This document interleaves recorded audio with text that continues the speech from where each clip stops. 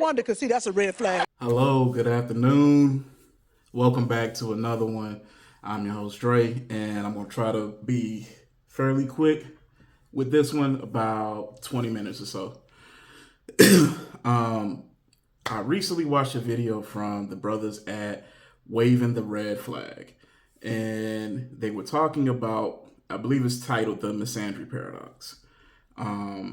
It was themselves, and they had a guest on, I believe, by the name of Finn,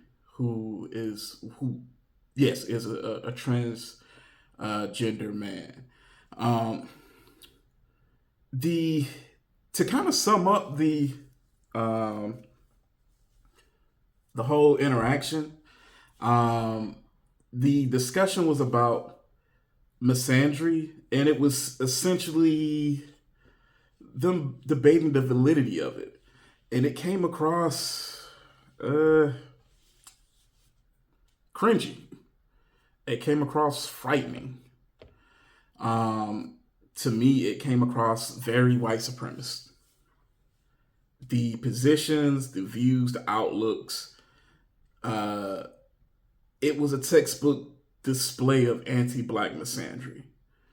But I don't want to dwell there too much. Although, just to kind of run through it really quick and give my thoughts, there are a lot of situations in which black men in particular find themselves targeted and find themselves being treated at the very least unequally. We often hear this debate that black men are in some way benefactors of today's society while ignoring all the ways in which black men are targeted. It is really interesting that the three black guys were like sharks circling a bloody target in the water, while Finn was the one that was kind of like, nah, in certain situations, yeah, women are weaponize their femininity. And they used the domestic violence example. And that was one which flabbergasted me, because they were like, well, black women can't really do this. Like, white women are able to do this, and it's because of their whiteness, not because of their femininity. There are a lot of guys who, if the cops is so much as called on them, they're getting taken.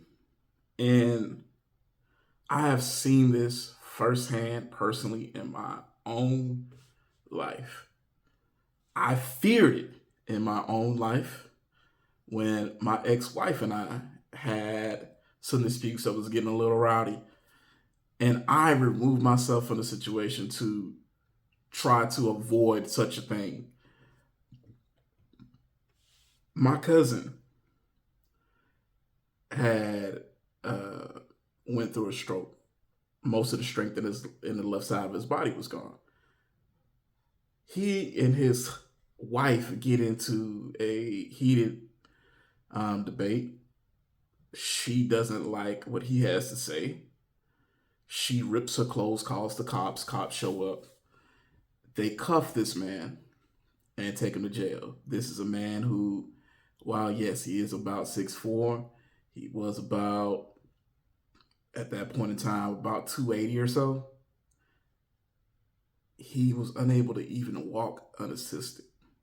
The left side of his body, the strength in it wasn't there. And thankfully, he's recovered to this day, but because he was taken in on a weekend, he sat in jail for a few days.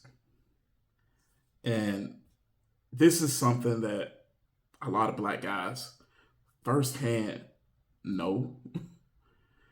We know what that dynamic is. Even weirdly enough, had a conversation where a coworker and I were discussing some of our past relationships. And one of the things that she said was a wake-up call for her was that she had got into a situation with one of her exes, and that she knew she was wilding when she called the cops. And the cops was like, yeah, I think we might need to take you. And her immediate reaction was, hold up, what are you talking about? That's not what you're supposed to be doing. It's I called you for him. And, what is really truly being articulated with that statement is simply this. Like, there's a dynamic at play in which, in that conflict, they knew, or they at least felt, that they could call this third party in to, for lack of a better term, regulate this guy that they're in conflict with. And that is something that cannot be understated. That's a very real thing. And to pretend like it's not, it is okay. Don't know where you're living at, but okay. Um, the brothers then went on to downplay Misandry and its impacts. And there's a real danger here. And the way that you guys came across and the message that you all are pushing, and frankly, I won't miss any words about it. I find it was a textbook definition, a textbook display of anti-black misandry and subsequent benign neglect in how you brothers framed your conversations and how you framed the topics and how you ultimately dismissed largely what swaths of guys are doing, whilst also using data to point to certain things and say, hey, look, there's something going on here, and posit that guys are not adjusting well to the new society and new dynamics. Which, if you think about it, if just say hypothetically, I grant you your argument, wouldn't that mean that if guys are not adjusting well to new social norms and dynamics, wouldn't that mean that you would need to do something to address what's going on there? At the very least, they would need to be coaching for both men and women to make them both understanding of the implications of this newfound world that we've entered into and this newfound dynamic. At the very least, that would make sense to me. Versus, I believe one of you guys said, like, your problems are like 200th on the list of everything, and by the time we solve all this other stuff, pretty much everything you have would be resolved. So deal with it. It's like telling guys that their problems are going to be solved by addressing everybody else's problems. Black men, that their problems are going to be solved by addressing everybody else's problem that's a tough sell on face value. And that's one in which, if you truly believe that, I believe you need to lay out the argument and fully articulate that. I disagree with that, but at least if you're going to be ingenuous, which you guys did not come across at all in this video, that would be the way to do it. What I really want to get to is, you guys did this sleight of hand that I constantly see done all the time in these online video essays, social commenter spaces, where when it's women and black women oftentimes are pretty much, I would say like 99% of the time, distinct things. Whereas when it comes to black men and black men are used interchangeably. And what this does is a quite vile thing, because what ends up happening is there is a conveyance that black men and white men occupy much of the same status, power, and, et cetera, within society. And that with that, when talking about black men and men in general, that really is not a whole lot of difference, just shade, essentially. And that really does a disservice to black men. That does a disservice to the community. That does a disservice to all those involved who may be listening, in order to learn more and try to be a better steward and better resource for those in their personal lives or even at work. I know a lot of folks who they come from a different world, so they tap in to different podcasts, they tap into different channels and social commenters in an attempt to kind of understand what's going on the other side of the fence in a manner that, frankly, a lot of people may not be willing to talk to them about in certain contexts. Because being frank and being real, like, at work, are you really going to go in about gender dynamics? You really going to go in about your perceptions of black men and women and such, or whatever it is at work? Probably not. But it is something to keep in mind. This whole patriarch thing. I've said it before on my channel, but I'm going to lay it out as clearly as possible here. This is what the meat and potatoes are that I really wanted to get to. With that subbing in and out of black men and men in general, i.e. white men, it paints the picture that black men are essentially all white supremacists.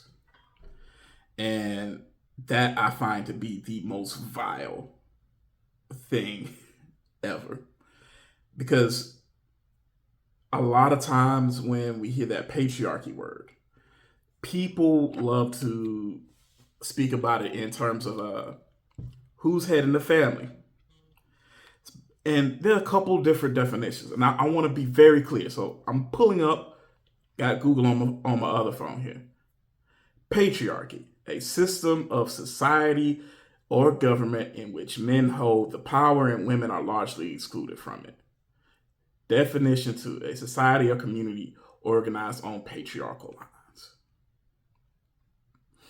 And definition 1 is the one I really want to key in on.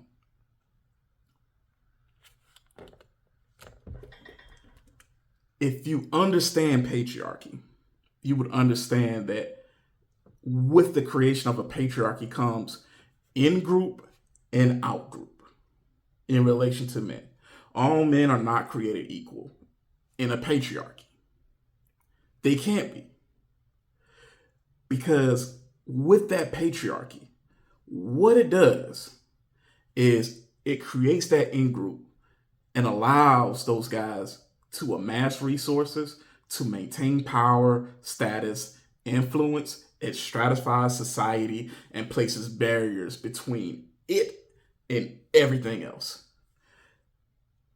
Those who are directly involved benefit from it, and the women of that system benefit from it as well. Being a black man in such a society, you are targeted by it. And here's where, you guys listed off some of the reading that you have done. Works such as Dr. Athena Matua's multidimensional theory. Some of the work by Dr. Tommy Curry, The Man Not. Solutions for anti-black misandry, flat blackness, and black male deaths, the masculinist term, by Dr. Thier Johnson. These are some good works to read to fully understand it. Even Dr. Kimberly Crenshaw's paper on intersectionality, if you actually apply intersectionality accurately to black men and their position in society, you do come away with some deeper understanding. Now, there are a lot of folks who do not, in my estimation, use and apply it in such a way. And the good thing I can say about a lot of those works that I just listed off is, unlike Miss Bell Hooks here, when you flip to the end of her book, all you will see is a cover, last chapter, back cover, no references. The people I just mentioned, like Dr. Tommy Curry and Dr. Thier Johnson, when you flip to the end of the book, last page of the chapter, references. And he has a shit ton of them. And that is a scientific measure. Some of which is freaking mind blowing. The reason it took me so long to get through Dr. Thier book, although it's only 112 pages, was because I was literally checking references like, that couldn't have happened like that. Nah, Doc, nah. And come to find out, like, he kind of actually downplayed some of the more egregious things. And when I say downplay, I don't want to make it sound like, he's misrepresenting anything like that, because he certainly didn't. But some of those cases were like, ugh. So when you talk about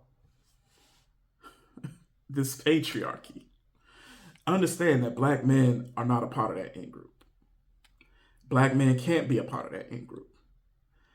At best, black men can be black men, and anybody who's not a part of that group can be a servant to that group. At best. But the patriarchy, let's not mince any words. It is those people who are in my fucking thumbnail. It is your Larry Pages. It is your Mark Zuckerbergs. It is your Elon Musk. It is your Donald Trumps, your fuckboy Joes, your Mitch McConnells. It is those guys who have their finger on the pulse of the most vital pieces of American society. When you look at that thumbnail, there's a reason why there's nobody black there. Those are some of the most influential government and private sector leaders in America. What do they have in common? They're all fucking white men. Why are they white men? Because patriarchy is a system which erects barriers to anybody who would challenge it. So when you ask why there's no quote unquote black equivalent of Elon Musk or black company that's the equivalent of Amazon, there's your fucking answer. It's not to say that we don't have wealthy folks within the black community, but it is to say you have to acknowledge that in order for a lot of folks to build to the scale at which you would begin to rival such a thing, you do so with the permission of white supremacy. Because it is the gatekeeper. And to ascribe black men a position in that is negligent. It is gross. It is a mischaracterization of the highest order. It is, that's not it. And even to go back to a good example that illustrates what I'm talking about here, with at the behest of white supremacy, Barack Obama, when he was running, he picked Fuckboy Joe for one reason. Because Fuckboy Joe piled around with racists. He wrote the crime bill. He was tough on black folks, for lack of a better term. And it was a signal. He piled around with Dixiecrats like Strom Thurmond. It was a signal to all those who thought, like, am I electing a radical black figure? It was the signal to them. Calm down. I got you. I know. My name is Barack Hussein Obama. I know. I won't rock the boat. I got this guy here with me. And while my face may look a particular way, I am not a threat to the system. That's what it was about. And the whole conversation, the whole framing of it, these online spaces, I feel, have to do a better job at getting out of this point scoring mentality and taking the goddamn jersey off. At the end of the day, I can tell you this. For me and my channel, as small as it may be, I'm focused on one thing and one thing only, and that's black folks. I understand that there's some fuckery in our community that has to be addressed, but I see no world in which you uplift one and not the other, and it turns out well. I see no world in which you completely cater to women and leave your boys behind, and it turns out great, and vice versa. I believe it's a recipe for the dissolution of a people. And if you're really truly, if your goal is uplift, you have to address both. You cannot do this shit in a vacuum in which you pour everything into to girls, advocate for ladies and girls, and just simply leave guys to fend for themselves, and then want to turn around and blame said guys for not being in a more advanced position. The fact of the matter is, black men have not been in an advanced position at any time in this nation's history. And even the argument that black men have benefited from white supremacy, it is shaky as all hell to felonious. There's, I would argue, very little trappings of very little aspects of society in which black men have benefited from being men while not being targeted for their blackness. And yeah, I don't want to just simply finger wag for the entirety of this, but simply put, black men are not the quote unquote patriarchs as in the definition that I read. They can't be. We can't be. As head of a family, yes. And so often we do this pick and roll in which patriarchy goes from being white supremacy to a black guy having influence in his family. And there's so much data, so much to point to that a lot of problems in the black community, in large part, is some absence of men play a role in that. And to not understand what are the things that are driving guys out, preventing their presence, or deterring their presence, rather, probably would be the more appropriate term in certain cases. That doesn't serve anyone. It doesn't advance any cause, doesn't advance any narrative. And I mean, at the end of the day, if your goal is just simply to score points, then I guess score away. But at the end of the day, like, it comes across very cringy. It comes across, dare I say, very akin to the language that a white supremacist would darn. Even the view of women, frankly, I find it to be misogynist. That women understand that under white supremacy, women are viewed in a particular lens in which they are weak, demure, pure, incapable of doing harm. And I can say this from my experience with the women in my life. All the women I know in my life is very capable. My mother is a scientist. A retired scientist at this point, but she worked on components that were used in nuclear warheads. My aunt is a certified personal accountant, and she did the books for the local town that I grew up in. My other aunt is an entrepreneur, and I can go down the list. One of my aunts was one of the first to integrate the local high school and was a standout athlete and went to, had opportunity to go to college because of that. So I can go on and on and on. And to simply say men have a problem with women's newfound status and progression completely misses it and does a disservice to everyone. That's not what's happening. What we're seeing, in my humble opinion, is the breakdown of norms and roles that have buttressed society, and we're witnessing the dissolution of society, and we're witnessing guys checking out. You can't have dialogue which is constantly punching and beating at a particular group of people and expect them to constantly stay there for it.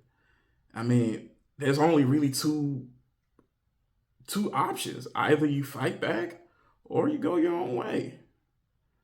And neither is good for the black community. At the end of the day, as I said before, my goal is black folks. I don't want a black community at the end of the day. I want a black society. But I won't wag my finger any longer. I felt it was a very bad take. I felt those brothers came across as uh, very similar and akin to white supremacists in their framing and how they discussed the issue. And it struck me that it felt as if they were working backwards from a given conclusion that black men somehow are the problem in this. And how do I pin the tail on the donkey here? But that's just me and my thoughts. Please, please, please, if you feel so inclined, check out their video down below in the link. Um, like, comment, share, subscribe, and let me know what your thoughts are. Peace. It's a red flag.